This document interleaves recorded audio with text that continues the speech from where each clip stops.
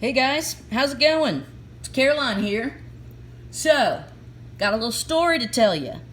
My buddy called me yesterday and he was like, hey, do you want a free Wii? He's moving, he's trying to get rid of his junk, and basically he had a Wii that he wanted to get off his hands. I said yes, with, the little sparkling idea that, hey, I can just take that into the comic shop and get comics with it. And that's exactly what I did.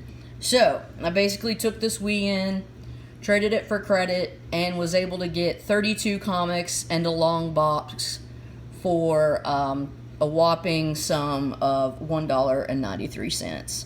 And so this is what I'm going to show you that I got. I had a good time, and, it's just fun digging. That's part of the... I don't know if it's like... So there's one thing, it just wouldn't be fun if you, just straight up ordered exactly what you wanted off eBay for a premium price. Which sometimes you have to, just because of whatever it is. But part of the fun for me is hunting, is digging for treasure. Just like you see those folks with the little metal detectors in Confederate, battleground fields or on the beach or what have you. Same concept. I'm sure it's the same feeling, and I love it. Whatever. At least it's not crack. So, first thing I found, or I'm going to show you my DCs and Independents, and then I'll throw on my Marvels. So, I got a Detective featuring Batman 668, which is cool. Got Detective 646, The Electric City, Party of Three, or Part 3. Part 3, yeah, I can't read. Alright, sorry about that. Catwoman #1, it's a 1993. I think it came out like after the Michelle Pfeiffer Catwoman had released in the movie or whatever. I found another DNA agent. It's number 10. Durka Durka. I love it. I love it so much. Oh, it's so lame. It's so lame that it's good. So, yeah. Found a Savage Dragon #1. This is like actual, it's not the miniseries. It's like the legit start to a series. I got another Violator #1. So this is what I'm figuring out, is that, like, I'm getting a lot of books. I'm going to start putting together, like, packages, maybe things that I'll mail to people, or stuff for AOKs, or stuff for maybe even selling my own boxes. But, yeah, I've got some stuff sitting around that I'd really love to put together, some cool little packages. So I think that's what I'm kind of getting some of these books to put together, and, yep, be part of that. So anyways, with that in mind, I got the Violator. It looked hilarious. Ex-cons, the unfunny ex-cons, the stupidest superheroes of all. Ex-cons versus Magneto, the Earth's most powerful super legume. So, yeah, it's hilarious, and I had to get it. X-Farce, buyer beware, this is nothing but a cheap parody of the best-selling comic of all time. I think it's really funny. My favorite is like this Feral, but it's Garfield. I don't know, something that's a win. That is a win, and I think that's Feral, but I could be wrong. I'm wrong. I'm wrong about stuff. God. I found an Omega Men #2. So now I have like Omega Men 1 through 8 or 9. The only one I don't have is #3, which is like the first appearance of Lobo. And I actually picked up 2 copies of this because I have multiple copies of #1. And I thought it would be cool if I could, put like 1 and 2 together and send that out as part of a set or something. I found another Rai, however you want to pronounce it, 4001 AD, a 15 and 16. So the one I actually found of the 4001 AD before was a 14. So now I have 14, 15, and 16. So cool. All right. And then I found a Bloodshot #3. Cool. I have a #1. I found a Bloodshot 4. Cooler. I found a Bloodshot 12. This is hilarious. This issue, Bloodshot's day off. He's just chilling. He's got a nice tea set. I mean, would he really, is that Bloodshot? Is that who he is? A man with the, like, silver tea set? Unless he's in, like, a hotel, like, getting room service. But, I don't know. Whatever. I say whatever a lot. And like. All those things that you're not supposed to say, I say them. I'll try to do better, but I may not do whatever. This is such a cool cover. Merry Christmas to all, and to all a good night. You have a Bloodshot hung up on an a power line. And, yeah, he looks like he's probably had a tough Christmas. Dysfunctional family, I guess. Probably got in a fight with a drunk uncle. Whoopsies! Sorry about that, guys. Yeah, I saw this and I was like, oh my god, it's a copy. It's a comic with Oprah Winfrey's face on it.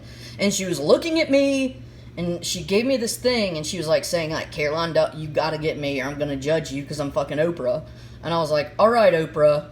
Alright, I'll get you. And I put her in my pile. And now we're cool. Woo! Oprah! Comics for everybody! And then this. I don't collect Justice League. I don't really have any interest to. But you know what I have done? I've seen The Exorcist. And that movie is badass. And this is such a great cover. What an epic cover. I saw this and I was like, this is too dang cool for school, man. I'm getting it. So, yeah. Alright, let me show you the Marvels. I got the Ultimate Comics Cataclysm 1.1. So that's basically like a 0.1 is an origin. And if you can see, do you see these two little dots? That's Galactus. She's shooting at him. She's not going to win. But, yeah. Okay. I found an X-Men Adventures 1. Alright, man. That's cool, dude. It's based off that cartoon. I found a Star Wars Lando 1. Lando Calrissian. What a badass. He's a smooth dude, huh? I found the X-Men 14 still in the poly bag. There were a couple of them, but I just grabbed one. Yeah. This thing, it's a big fatty McFat. A big old... Look, I'll show you. Hold on. Look at that. Fatty McFat. So, I saw it and I was like, yes. Yes, I want this Marvel Superheroes magazine.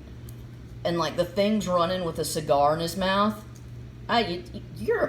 Yes, he's a Billy Badass. And then I found this Avengers Standoff, Omega 1, Assault on Pleasant Hill. I don't know. I got it. I'll read it. I'll check it out. And then Ultron Forever, #1.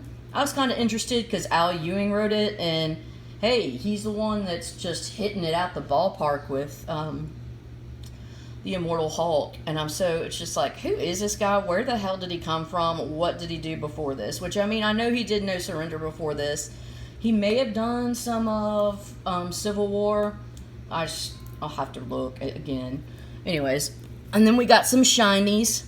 Shinies from the 90s. Secret Defenders #1. Quasar 50. Shiny. Found a Hulk 400. Shiny. Ghost Rider 25. This thing has a really badass pop out in it. It's neat. I found a Cable #1. They had the part 2 there too. I don't know why I didn't grab it, but I didn't because I just didn't.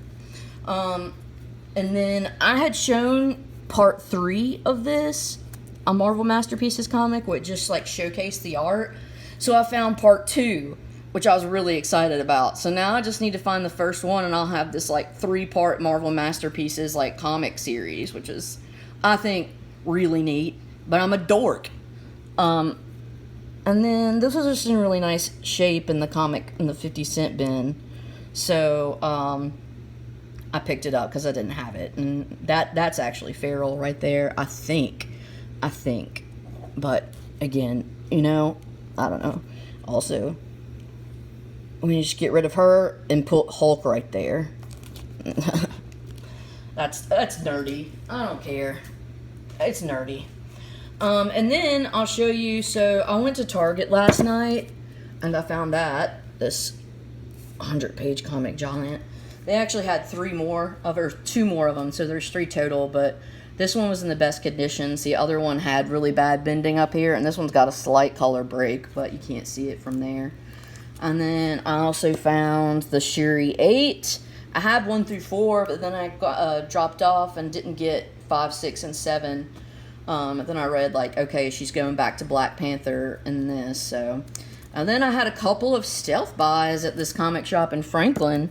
They had 2 copies of the Champions 22 for $4.25 each, and I bought them both. And I'm probably going to try and make $1 or $2 off that. Not much, but anyways, that's all I had to show.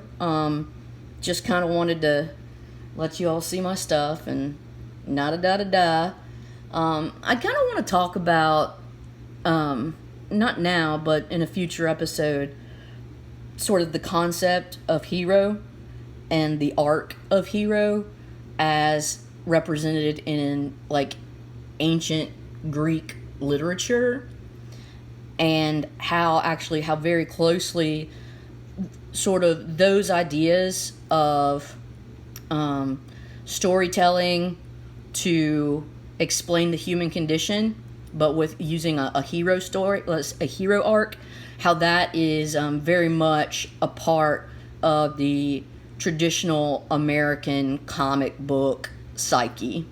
And I just think that it's really interesting how the continuation of, well, basically it seemed to, so heroic literature, the story of heroes, you know, it's basically still being carried on, even though, you know, it's not, God, what was that dude's name that was like a blind, it wasn't Telemachus, was it? Well, he was a character, a blind character in the book that was like a seer in, like, not Ulysses, but the Trojan War. It's the other name.